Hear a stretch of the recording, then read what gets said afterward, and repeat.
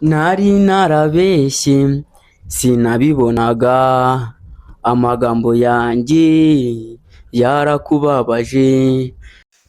Reka ngusuhuze wowe udukurikiye nonaha ku Gisobanuro TV, ugire amahoro n'imigisha kandi Imana igumize kukwishimira.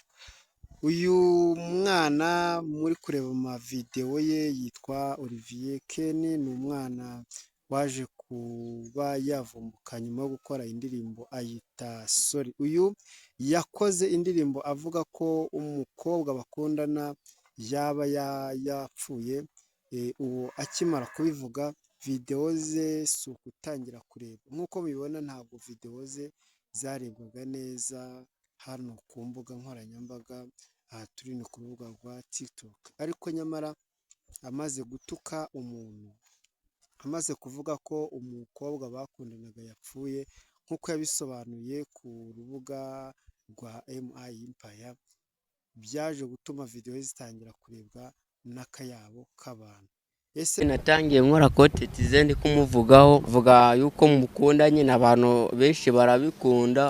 Nyuma nza kuvuga yuko yapfuye, nyine nararebye ndavuga ati kuko icyo gihe nashakaga viyuzi cyane, ndavuga ati reka mbe kubikora, ndabikoze nyine abantu bararakara, nanjye mbona uko nakoze amakosa. Birakwiye ko abantu dutangira kuvuga abantu ko bapfuye kugira ngo videwo zacu zirebwe. Avuga ko ubwe yabivuze kugira ngo abone viyuzi nk'uko yabisobanuriye Murindahabi Irene.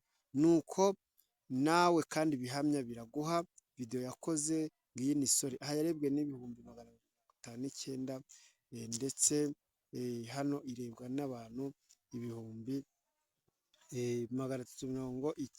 397. Ese birakwiye ko umuntu ajya akora videwo abika abantu kugira ngo videwo ze zirebwe cyane? Ese mwebwe tutarababika, tutaravuga ko mwabaye gutya na gutya, mwagiye mureba videwo zacu mukadukurikira? Nk'ubu ntiwareba iyi videwo ngo wamasubscribe cyangwa se wakandika muri komenti ikintu cyiza, ariko mvuze ko wapfuye, nko mvuze ngo Mutesi Scovia yapfuye, abantu bayireba ari benshi, nyamara mvuze ko yakoze neza ntawayireba. Kana subscribe, uraba ushyigikiye kandi uraba ushyigikiye mu bintu byiza. Kugira ngo aba content creator batarushaho kurakara bakomeza kubavugaho ibintu bibi, babika ko mwapfuye, ko mwapfushije, ko mwahuye n'ibibazo bidahari, ko mwagize ibindi bintu runaka. Nibashyiraho content nyaboneka ntukajye uhita utayirebye, cyangwa se ngo unakande like. Kanda like kuri iyi videwo